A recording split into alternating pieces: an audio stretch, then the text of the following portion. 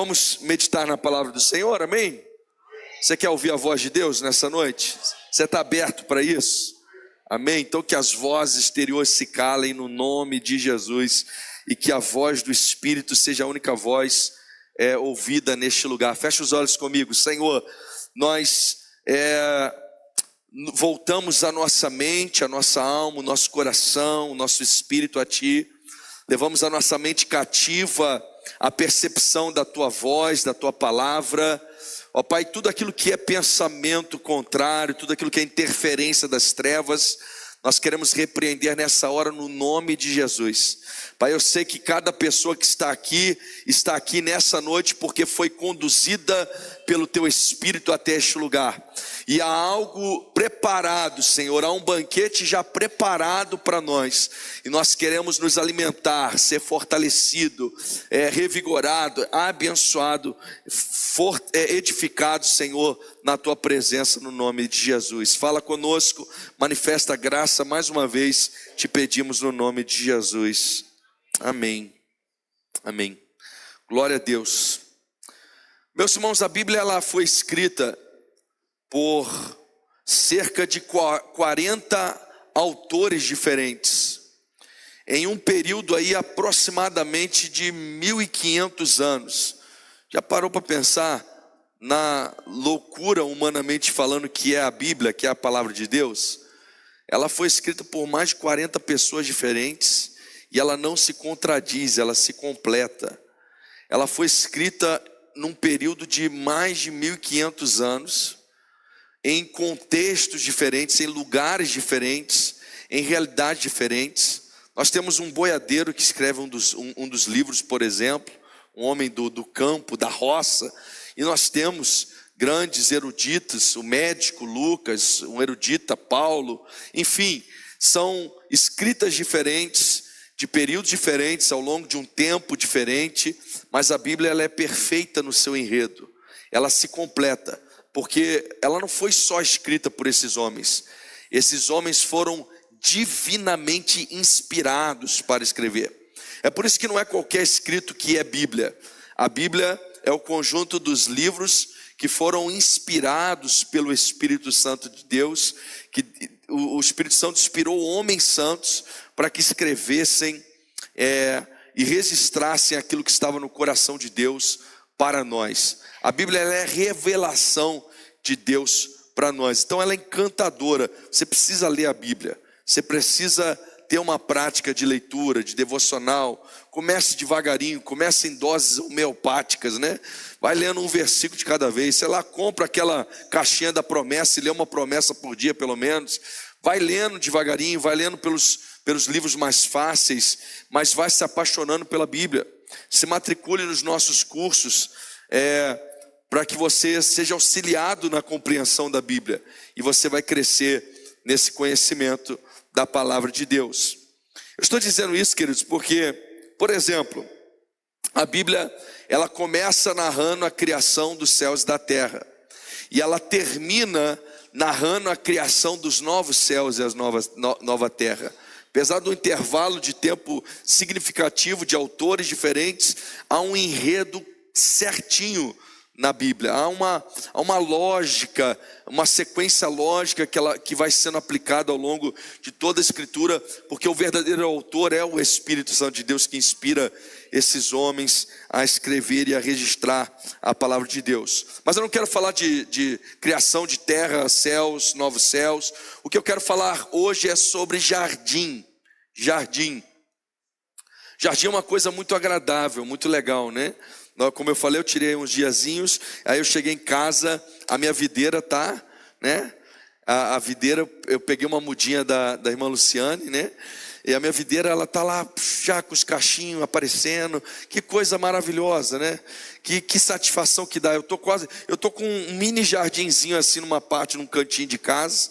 E diz que é coisa de velho, né? Você vai envelhecendo, você vai arrumando suculento, você vai arrumando um monte de coisa. Eu tô com um mini jardinzinho lá.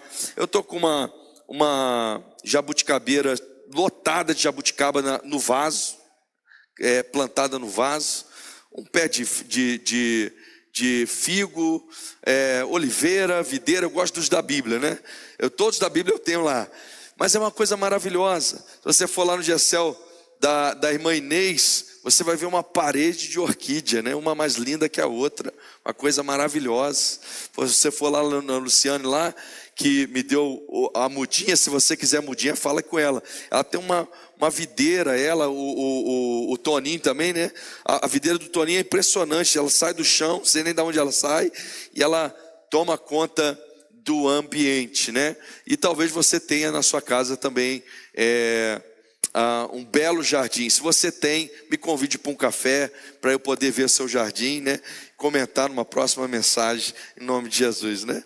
Mas o que eu quero falar com vocês é sobre jardins, porque a Bíblia ela tem um enredo tão certo, que eu quero mostrar para vocês 4 jardins que contam a história da redenção. O primeiro jardim, queridos, é o jardim do Éden. Quando Deus cria o homem e a mulher lá em Gênesis 2, capítulo 2, capítulo 3, quando Deus cria o homem e a mulher, Deus cria um jardim para que eles habitassem nele, para que eles morassem nele. É ali onde tudo começa.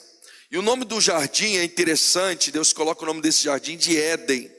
Éden significa lugar de delícias, ou seja, era o retrato daquele jardim onde Adão e Eva, eles moravam, eles habitavam. Era um lugar de delícias, era um lugar de deleite. Era literalmente o lugar da intimidade com Deus, da comunhão com Deus. A Bíblia diz que Deus, na viração do dia, ele descia no jardim e ele caminhava naquele jardim com o homem, com a mulher, e ele tinha comunhão com a humanidade, ele tinha relacionamento com a humanidade. Aquele jardim era um jardim de relacionamento, de comunhão, ou seja, era literalmente um lugar onde o homem tinha deleite em Deus, ele se deliciava em Deus. E é interessante que há um salmo que fala sobre isso. Ele diz assim: deleita-te no Senhor e ele realizará o desejo do seu coração. Olha como é que a Bíblia vai se completando. Lá em Mateus 6,33 diz assim: mas buscar em primeiro lugar o reino de Deus e a sua justiça, e as demais coisas vos serão acrescentadas. O que esse salmo está nos ensinando é fazer o que a gente originalmente fazia. Deleita-te no Senhor, ou seja, se você encontrar o caminho do deleitar-se em Deus, da adoração em Deus, do relacionamento com Deus, Ele vai satisfazer os desejos do seu coração, Ele vai trazer o que você precisa, Ele vai completar, Ele vai acrescentar aquilo que você precisa, Ele vai prover na sua vida. Então nós tínhamos no Éden um lugar de delícias, um lugar prazeroso. O que nós aprendemos logo de cara aqui? Que Deus não nos criou para sofrermos. Deus não criou a gente para ter dor de cabeça, para viver cheio de dor. Deus não criou a gente para viver cheio de problema, de luta, de dificuldade, de adversidade. Isso não faz parte do projeto original de Deus. No projeto original de Deus, Ele nos criou perfeito, sem pecado, sem dificuldade, sem luta, e Ele nos colocou no lugar de delícias, no lugar onde tínhamos ali tudo à nossa disposição, onde estava tudo ao nosso alcance, a nossa provisão, a provisão estava feita ali para nós, e aquele era o lugar de delícias, onde certamente o homem e a mulher viviam ali o casamento da melhor forma possível, a vida da melhor forma possível, e desfrutavam daquele paraíso. Nós chamamos aquele jardim do Éden de paraíso, de tão maravilhoso que era, de tão extraordinário que era. Mas vocês sabem tão bem quanto eu que uma coisa desagradável aconteceu.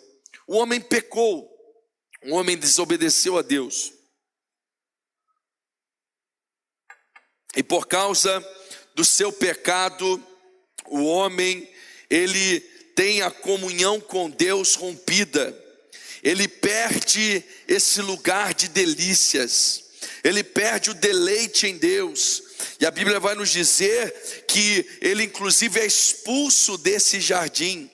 Ou seja, ele perde esse lugar do deleite, esse lugar das delícias, esse lugar de uma vida extremamente prazerosa. E agora ele lida com as consequências diretas do pecado, que tem a ver com a morte, mas tem a ver com uma série de outras consequências. Olha que interessante, o homem está num jardim, num paraíso, e como consequência direta do pecado, o pecado afeta a terra. Deus diz assim, olha, maldita é a terra por tua causa. A partir de agora, a terra vai gerar espinhos. A terra será de difícil cultivo. Ou seja, a terra, ela ficou árida, ela ficou difícil, ela ficou complicada. Agora você precisa suar o rosto para conseguir extrair da terra a delícia. Agora você precisa padecer para que a terra ela te ofereça a delícia que você antes tinha tão disponível ali no jardim do Éden. Então a terra é afetada, a terra se torna árida, a terra se torna difícil, a terra se torna complicada. Perceba o que o pecado fez com a gente, queridos. Você que antes vivia num jardim de delícias, agora a vida ficou árida, a vida ficou complicada, a vida ficou difícil.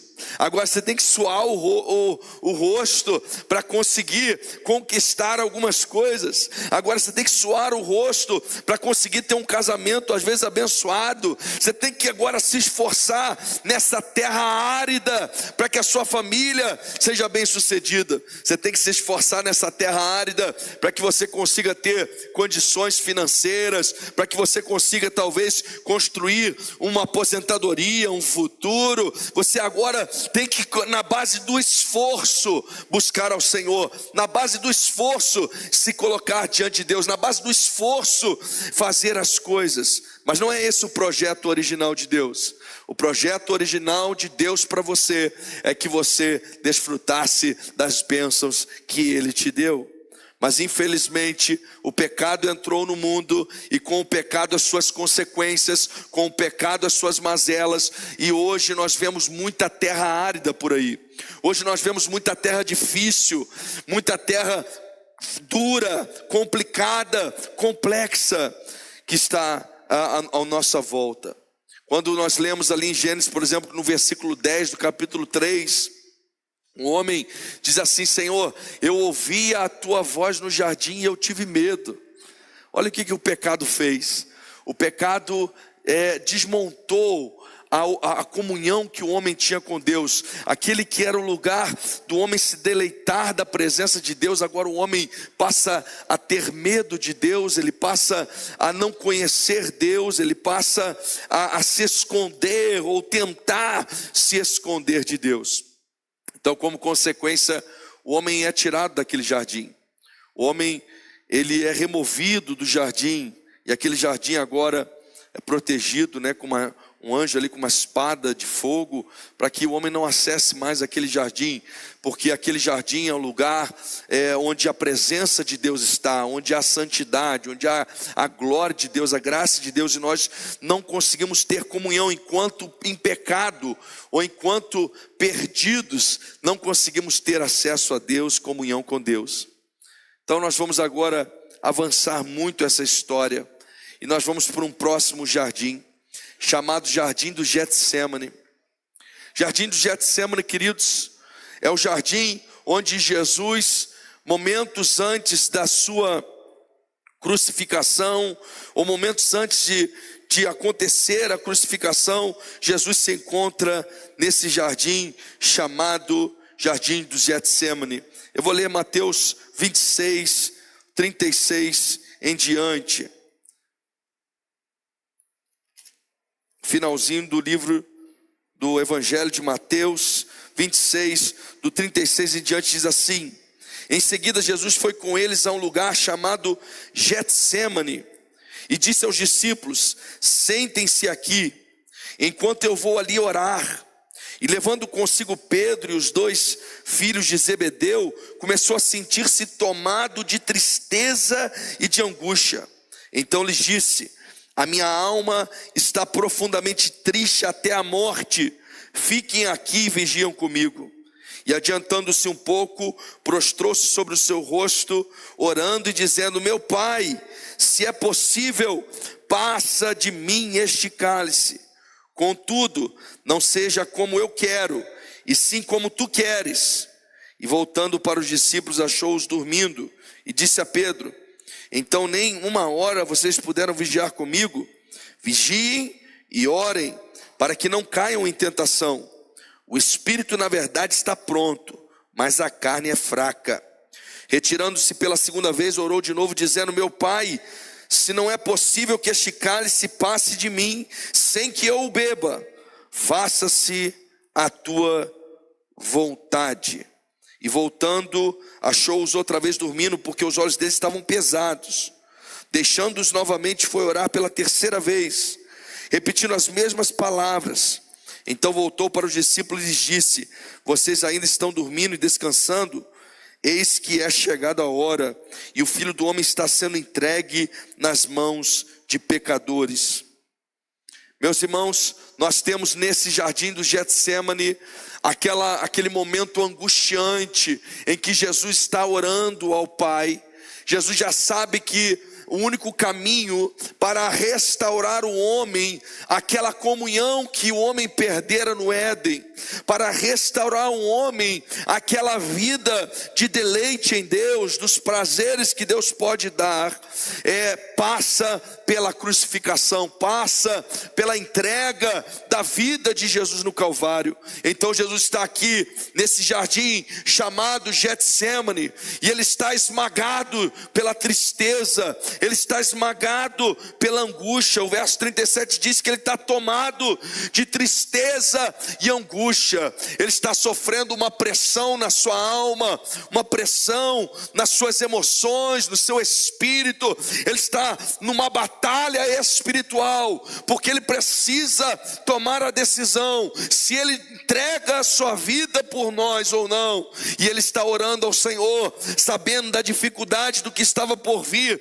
dizendo: Senhor, se é possível, passa de mim esse cálice, contudo, não seja feita a minha vontade, mas sim a tua.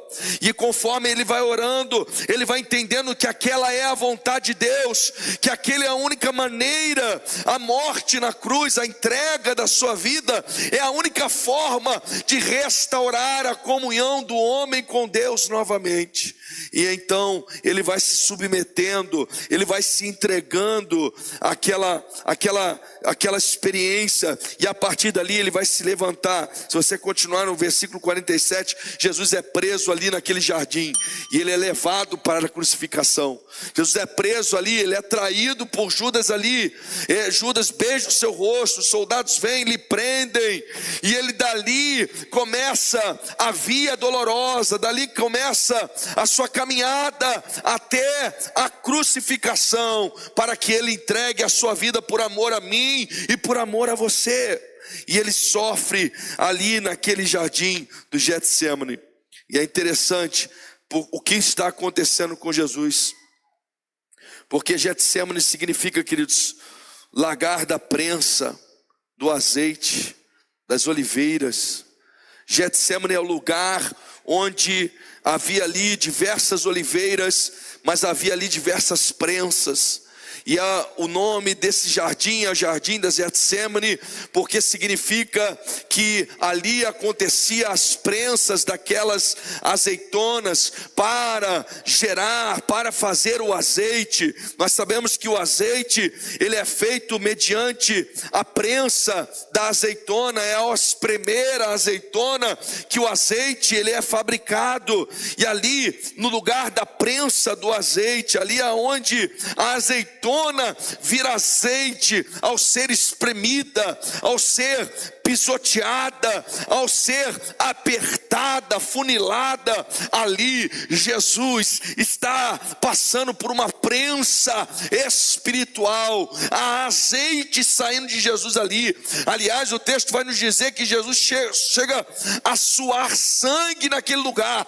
Tamanha pressão que está sobre ele, tamanha prensa que ele está sofrendo espiritualmente, porque ali ele está batalhando por mim, por você, e dali ele está se levantando com uma decisão: eu vou entregar a minha vida a partir desse jardim, para restaurar a comunhão que foi perdida lá no jardim do Éden. O homem vai voltar a ter comunhão com Deus, o homem vai voltar a ter relacionamento com o Senhor.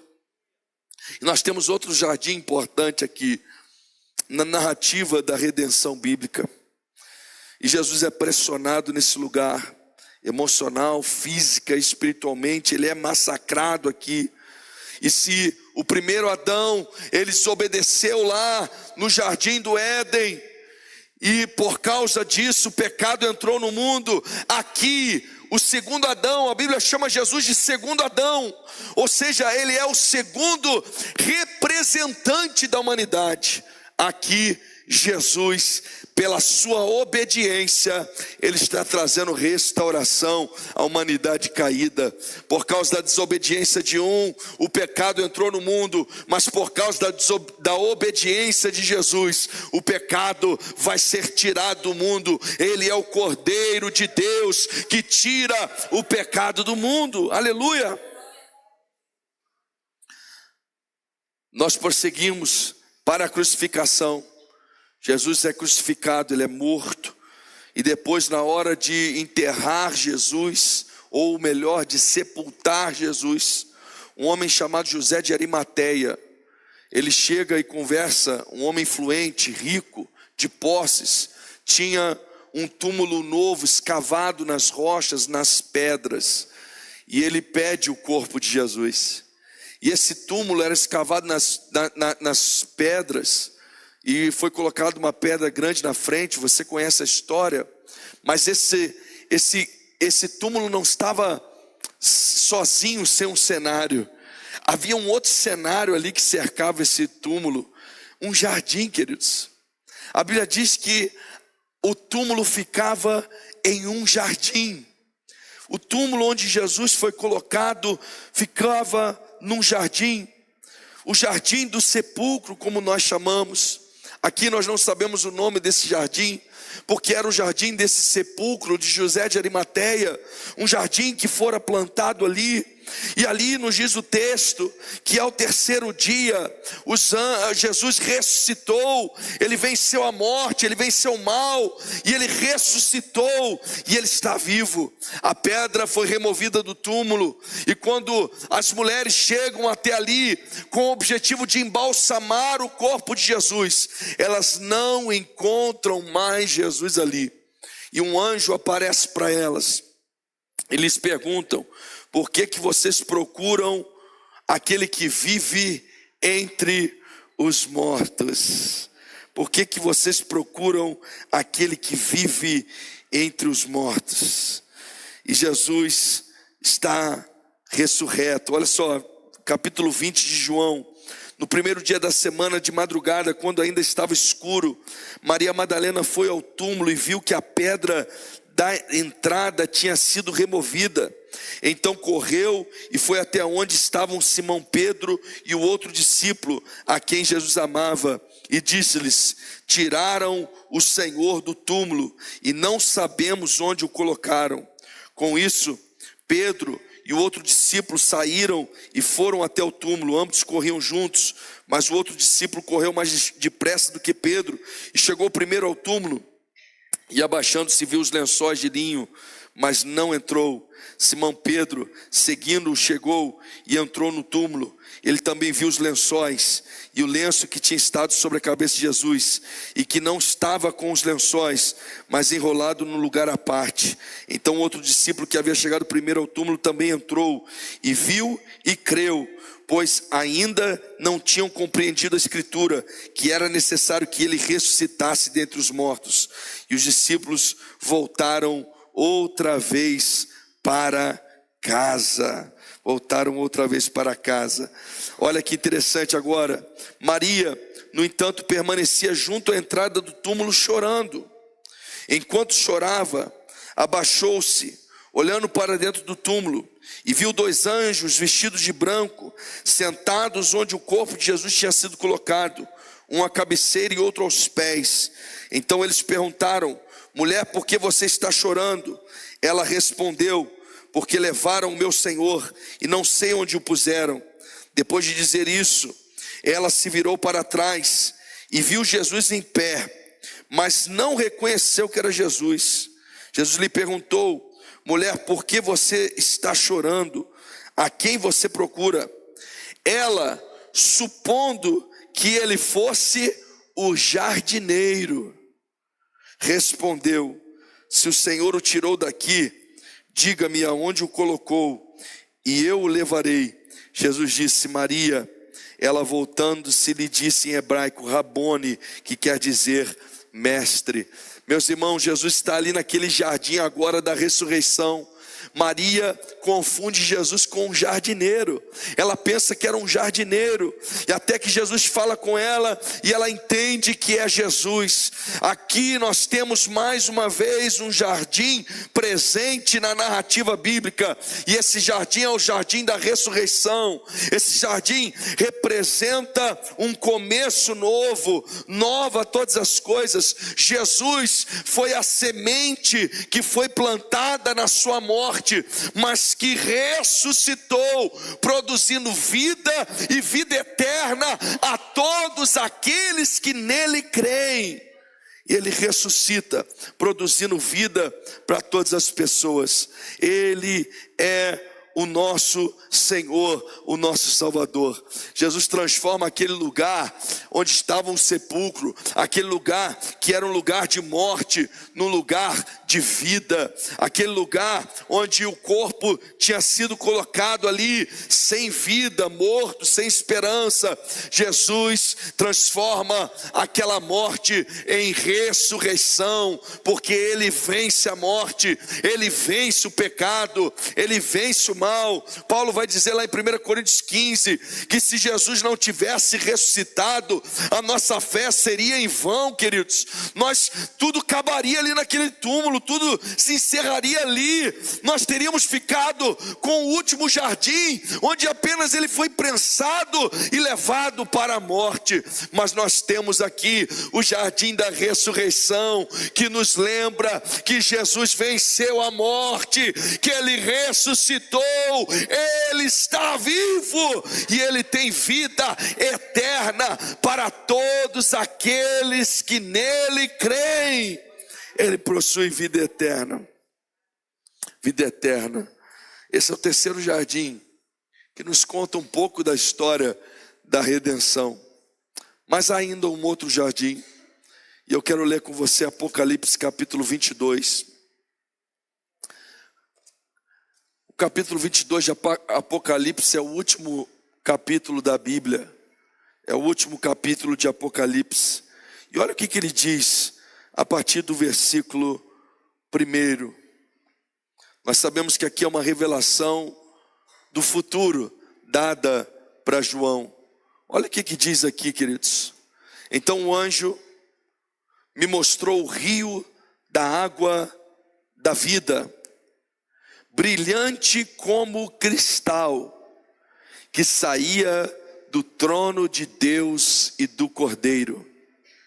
No meio da praça da cidade, e de um e de outro lado do rio, está a árvore da vida, que produz 12 frutos, dando seu fruto de mês em mês, e as folhas da árvore são para a cura dos povos.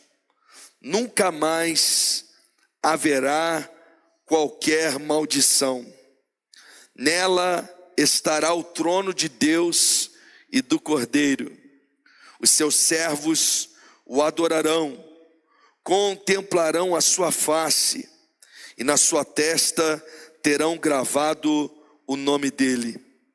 Então já não haverá noite, e não precisarão de luz de lamparina, nem da luz do sol, porque o Senhor Deus brilhará sobre eles e reinarão para todo sempre. Amém. Vocês lembram onde estava a árvore da vida, queridos? A árvore da vida estava lá no Éden, no começo de tudo. A árvore da vida era o centro do jardim do Éden, desse lugar de comunhão com Deus e de delícias. E aqui na revelação daquilo que está por vir, a Bíblia está nos dizendo o seguinte: o Senhor vai nos restaurar um jardim. O Senhor vai colocar no meio dele a árvore da vida. E as folhas dessa árvore, elas curam os povos. Tem 12 frutos, uma para cada mês. E ali não haverá mais noite, ali não haverá mais dor, ali não haverá mais sofrimento, ali não haverá mais lamúria. O que a Bíblia está nos ensinando, queridos, é que Deus nos criou em um estado de perfeição absoluta.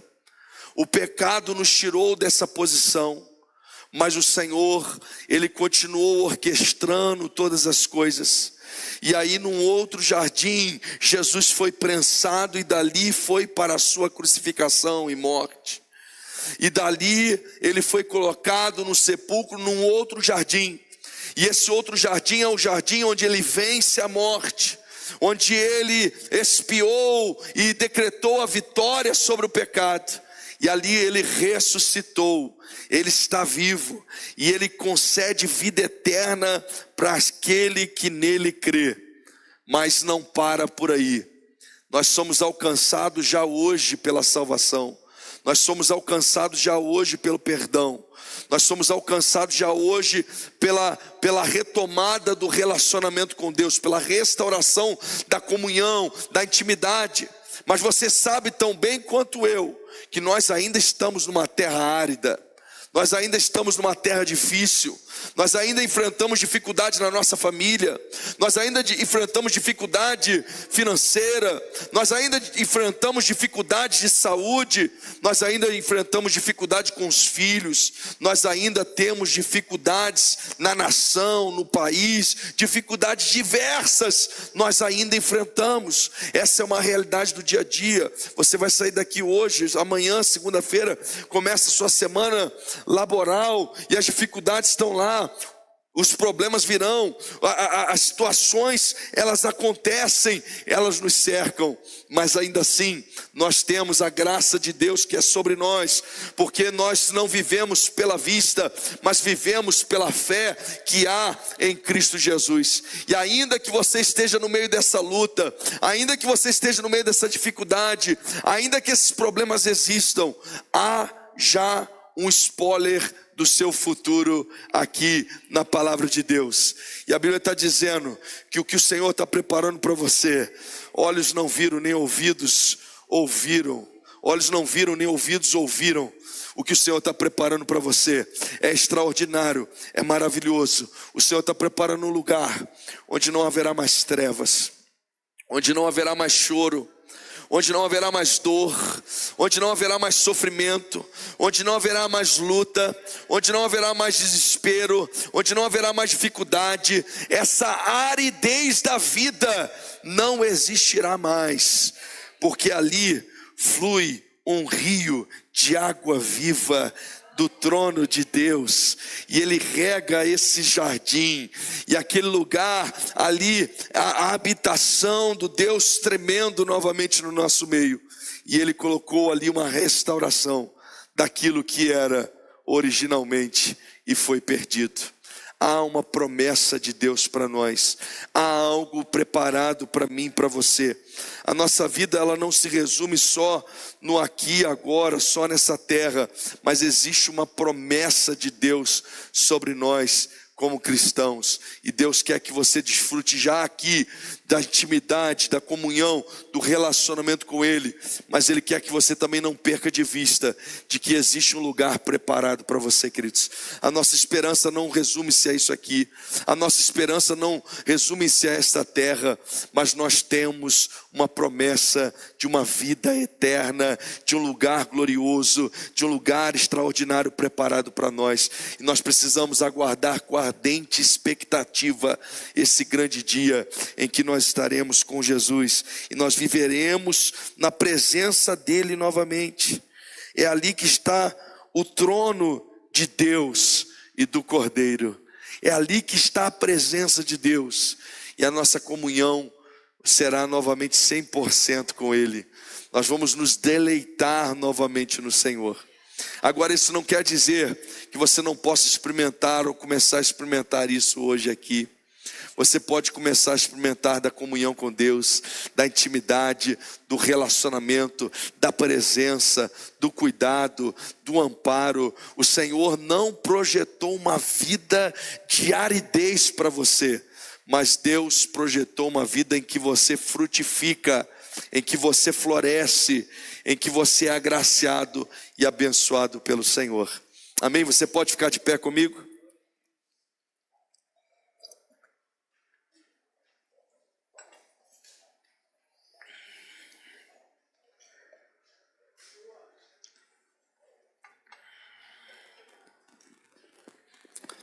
Feche os olhos comigo, eu quero abençoar a sua vida. Talvez você está vivendo uma fase da vida em que a aridez ela está maior do que o costume.